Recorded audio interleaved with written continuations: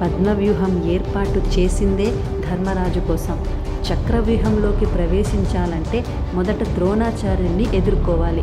అలాగే కృష్ణార్జునులను వేరే చోట యుద్ధంలోకి వెళ్ళేలా చేసి వేరే ఎవరికి ఈ వ్యూహం గురించి తెలియదు గనుక ప్రవేశించాలని చూసినప్పుడు ధర్మరాజును బంధించాలని వేసిన ప్రణాళికే పద్మవ్యూహం. కానీ అనుకోకుండా అభిమన్యుడు ప్రవేశించటమే కాకుండా కారు చిచ్చులాగా సైన్యం మీదికి వ్యాపించాడు. అతడి పరాక్రమం వేగాన్ని తట్టుకోలేక వ్యూహం మొత్తం చెదిరిపోయింది.